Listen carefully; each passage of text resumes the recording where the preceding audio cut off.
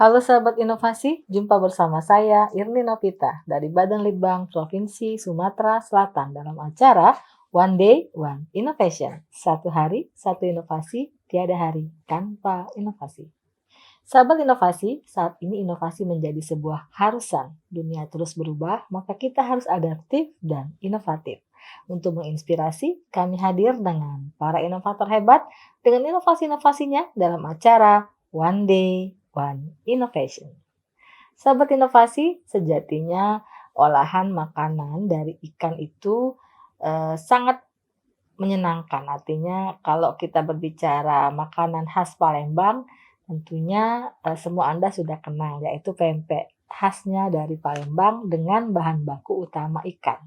Tetapi seiring berjalannya waktu, ikan ini dapat juga diolah dalam bentuk yang lainnya yang lebih cantik, menarik dan juga kaya akan gizi.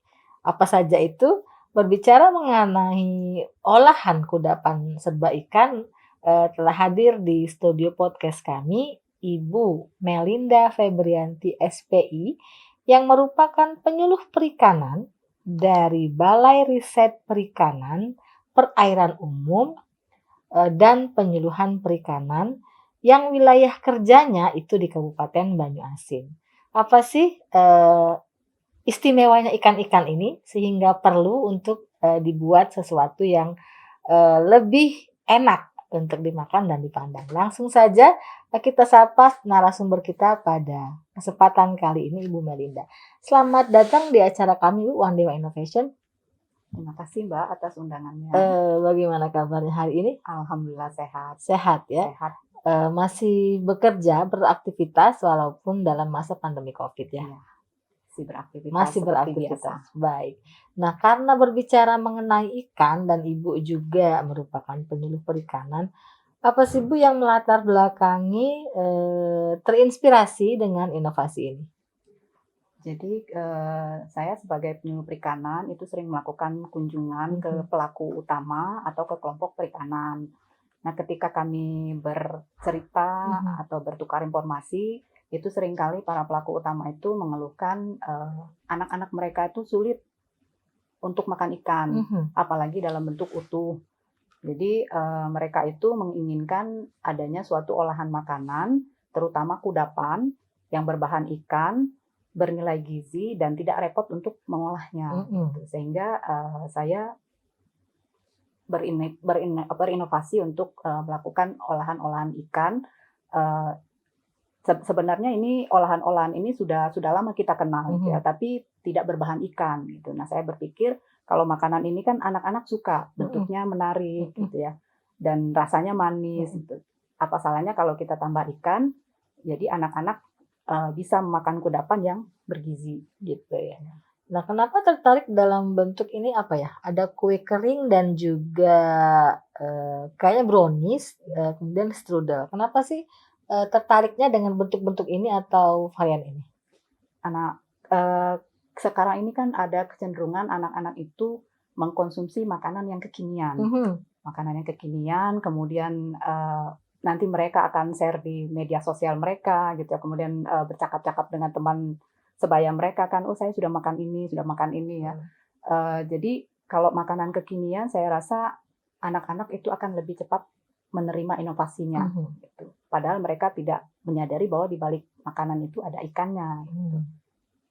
Itu yang melatar belakangi kenapa saya memilih makanan-makanan yang lebih kekinian. Lebih kekinian gitu ya, baik. Nah, dalam hal ikan yang digunakan, ini ikan jenis apa, Bu? Untuk ikan ini saya gunakan ikan-ikan yang sering dijumpai di sekitar lokasi pembudidaya atau sekitar lokasi mereka tinggal.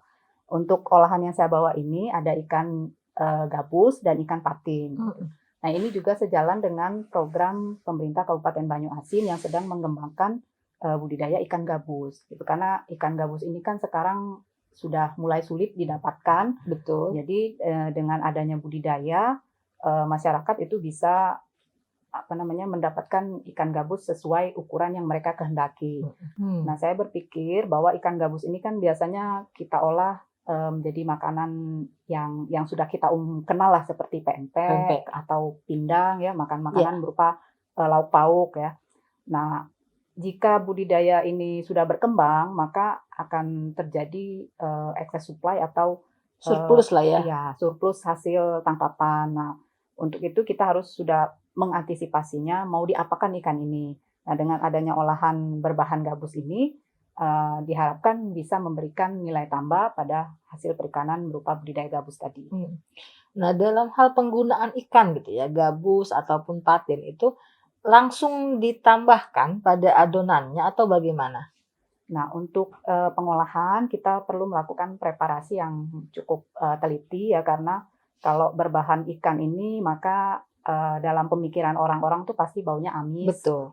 bau amis, kemudian ada ikan berlemak, ada ikan tidak berlemak ya. Jadi dalam, preparasinya harus sangat mendetil. Pertama, ikan tuh kita pilih ikan yang benar-benar berkualitas, artinya bukan tidak harus ikan yang mahal, tapi harus ikan yang segar dan memenuhi kualitas untuk dilakukan pengolahan.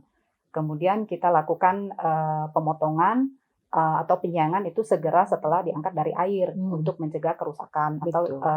apa namanya, melekatnya bakteri pada ikan tersebut. Kemudian kita menggunakan air yang mengalir untuk mencucinya, sehingga bau amis dan lendir-lendirnya akan hilang. Mhm. Kemudian kita gunakan juga, jeruk nipis, dan garam, serta pada saat pengukusan kita menggunakan, bahan-bahan yang sudah banyak, yang sudah umum digunakan seperti daun salam, serai, atau daun salam koja. Itu untuk mengurangi bau amisnya. Bau amisnya gitu ya. Nah, dalam hal apa ya namanya, pembuatan gitu ya, ini kan artinya tidak serta-merta jadi seperti ini kan Bu, mungkin ada beberapa tahapan atau apa, atau melewati fase trial and error, itu berapa lama Bu? Kalau untuk, brownies ini kami sudah mulai mengembangkan ini sejak saya pindah wilayah kerja ke Kecamatan Sembawa itu tahun 2018. Mhm, Bersama kelompok kami mencoba trial and error itu untuk komposisi bahan dan ikan-ikan yang akan digunakan, gitu gitu ya? ya. Jadi untuk brownies ya, tapi untuk yang produk lain ini dari 2020 Mhm, itu saya sudah mulai mencoba menggunakan berbagai jenis ikan mhm. yang akan digunakan pada produk olahan. Nah, dalam, pembuatannya atau proses produksi gitu ya, ikan ini masuknya pada tahap apa? Ataukah ada memang dia substitusi untuk hal-hal tertentu atau memang dia sebagai zat penambah? Kalau untuk brownies, dia substitusi untuk tepung ya. Mhm, Jadi misalnya komposisinya 150 gram, kita ganti dengan ikan 30 gramnya, gitu. Nah, tapi kalau untuk, coklat ikan, untuk kastengel atau untuk, strudel itu dia sebagai bahan utama pembuatnya. mmm. Jadi dia Jadi ada di dalam tiap adonan. varian tuh lain-lain cara ataupun lain-lain ini ya, apa namanya, jumlah ikannya ataupun, jumlah ininya untuk setiap produk misalnya kastengel ataupun, strudel ataupun brownies itu ya? Ya, kalau untuk brownies, kastengel dan coklat itu kita menggunakan ikan yang dalam bentuk kering. Mhm. Ya, untuk komposisinya itu kita sesuaikan dengan, pesanan gitu. Kadang-kadang, konsumen ini pengen yang ikannya pekat gitu, yang, Mmm, apa namanya, presentasinya tinggi ya. tinggi. Ada juga yang ingin presentasinya rendah, karena itu juga akan mempengaruhi dari analisis usahanya. Mhm. Ya, untuk untuk strudel ikan kita menggunakan ikan yang masih berbentuk pasta Mhm, gitu. Jadi, setiap produk ini berbeda perlakuan ikannya. perlakuannya Ya, berbeda. Nah untuk, kemasannya sendiri, ini kan kastengel nih ya, pemirsa ini kastengel ikan, ini dari ikan apa nih, Bu? ikan gabus. Ikan gabus ya. Jadi tidak hanya pempek ya yang apa namanya, dibuat dari gabus, kastengel pun bisa. Nah ini berapa gram dan dijual dalam, berapa harganya gitu? Kalau untuk kastengel, untuk satu resep Mhm, itu saya menggunakan sekitar 30 gram ikan kering. mhm. Nah, 30 gram itu kita peroleh dari lebih kurang 250 gram ikan basah. Itu tergantung pada kadar air yang ditinggalkan, 70%, 80%, dan seterusnya. Itu, nah, Gitu ya. ya. Nah, dalam hal penggunaan ikannya sendiri kan itu tentunya, berdasarkan, mungkin pesanan ataupun trial and error gitu Iya. ya. Nah, itu kalau misalnya dalam hal pengeringan dia diapain? Apakah dijemur? Apakah dimasukkan di oven atau bagaimana? Nah, kalau untuk ikan kita, mengurangi kadar airnya dengan cara disangrai. Mmm, Disangrai sampai, kadar air yang kita inginkan, gitu.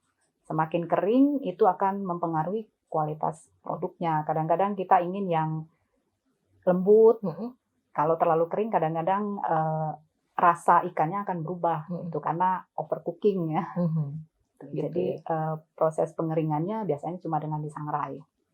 Untuk daya tahan sendiri Bu, berapa lama ini disimpan baik dalam suhu ruang ataupun mungkin dalam freezer atau dalam lemari es? Kalau untuk daya tahan, saya belum melakukan pengujian di laboratorium ya, tapi biasanya makanan seperti ini akan cepat habis. Maksudnya kalau brownies kan tidak sampai 3 hari. Kalau kastengel mungkin daya tahannya lebih dari 1 minggu ya. Karena ada bahan ikannya, kita takut kalau terlalu lama akan merubah rasa. Gitu. Betul. Dia juga lebih cepat mengalami perubahan mutu. Nah, dalam hal mungkin marketing gitu ya, ini udah dipasarkan di mana saja atau sudah dimedsoskan? Karena kan orang itu sekarang jualan tuh nggak perlu tempat, yang penting itu cara kita mengemas kemudian di iklan atau diposting di medsos. Untuk sekarang kalau masalah pemasaran saya masih made by order ya, karena fokus utama saya itu tadi untuk meningkatkan pengetahuan dan keterampilan pelaku utama. Nah, sasaran akhirnya adalah mereka bisa menjadikan ini sebagai salah satu sumber penghasilan tambahan. Jadi saya lebih berfokus kepada peningkatan kesejahteraan pelaku utama. Betul. Tapi kalau ada yang order, bisa lah. Bisa lah gitu ya.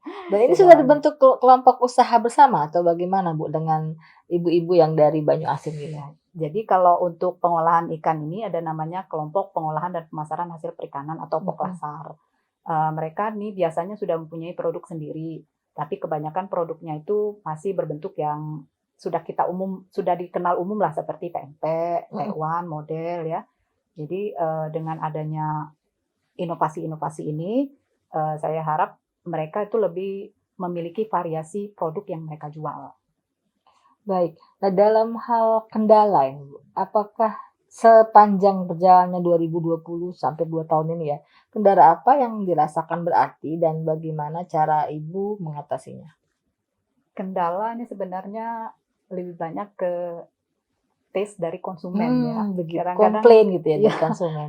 Kadang-kadang mereka kalau melihat brownies ikan, gitu. Langsung itu mindsetnya itu ya? Ya, mindset mereka masih menganggap olahan ikan tuh berbau amis. Betul. Ya. Apalagi anak-anak ya. Iya.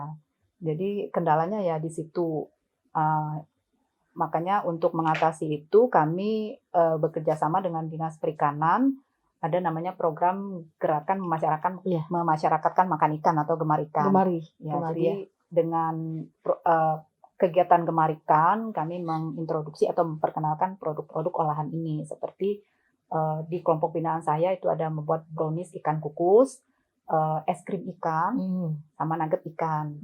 Nah itu kita kenalkan dengan anak-anak. Jadi untuk merubah mindset mereka ya dengan cara seperti itu kan. Kemudian juga untuk mendukung program prioritas pemerintah, kalau di Kabupaten Banyu Asin ini kan masih ditemui ibu hamil dan anak-anak yang mengalami kendala di gizi buruk. Ya. Jadi sebagai upaya mendukung program pemerintah mencegah stunting, itulah cara kami memperkenalkan produk-produk ini. Produk olahan ikan. Ya, produk olahan ikan. Baik, kesan-kesan dalam pelaksanaan selama 2 tahun ini apa sih yang Ibu peroleh dari mungkin dari pertemuan dengan ibu-ibu atau dari hal pembelajaran ataupun dari hal marketing? Jadi selama melakukan inovasi olahan kudapan ini ya sebenarnya banyak olahan kudapan yang sudah sering kita temui itu bisa kita inovasikan dengan menambahkan bahan ikan. Itu tergantung pada kemauan kita untuk mencobanya dan kemauan kita untuk memperkenalkan hasil inovasi kita dengan masyarakat. Betul. Harapan kedepannya terhadap inovasi ini, Bu? Harapannya setelah adanya inovasi ini dan saya memperkenalkannya kepada pelaku utama, mereka bisa menjadikan inovasi ini sebagai sumber penghasilan tambahan mereka. Dan mereka juga bisa menemukan inovasi-inovasi lain. Gitu. Ini sebagai pemacu semangat mereka untuk lebih berinovasi daripada penyuruhnya. Pesan-pesannya kepada para inovator juga kepada pada umumnya dan pada khususnya mungkin kepada masyarakat Sumatera Selatan. Silakan Bu. Jangan berhenti berinovasi, Mm-mm. karena di mana ada kemauan pasti ada jalan. Gitu ya. Ya. Terakhir ini ucapan terima kasih kepada pihak-pihak yang telah membantu Ibu dalam melaksanakan atau membuat inovasi ini. Pertama, saya ucapkan terima kasih kepada Gubernur Sumatera Selatan atas fasilitasnya, sehingga saya dapat memperkenalkan inovasi kudapan olahan berbahan ikan. Kemudian kepada Dinas Perikanan Kabupaten Banyuasin yang sangat mensupport saya dalam memperkenalkan produk ini, kepada Balai Riset Perikanan Perairan Umum dan Penyuluhan Perikanan, dan teman-teman penyuluhan perikanan yang sangat-sangat mensupport saya dalam mencoba produk-produk ini, dan kepada pelaku utama yang tidak bosan-bosannya untuk memberikan masukan dan mau berinovasi bersama saya. Terima kasih atas kehadiran Ibu Melinda Febrianti SPI dengan inovasinya olahan kudapan beserba ikan. Mudah-mudahan dengan adanya bermacam-macam varian olahan dari ikan akan mendukung program pemerintah Sumatera Selatan untuk masyarakat gemar ikan. Walau bagaimanapun Sumatera Selatan adalah daerah perairan yang tentu saja surplus ikannya sangat banyak. Harapan kedepannya inovasi ini lebih berlanjut ya pemirsa, sehingga inovator lainnya juga tertarik untuk mengolah ikan yang banyak di Sumatera Selatan. Untuk informasi lebih lanjut, Anda dapat memberikan komentar, like, and subscribe di podcast kami One Day One Innovation. Kita juga punya jurus 4S, setiap orang adalah inovator, setiap masalah peluang inovasi, setiap solusi harus sinergi, dan setiap inovasi harus konkret hasilnya. Sampai jumpa pada podcast kami selanjutnya. Salam inovasi.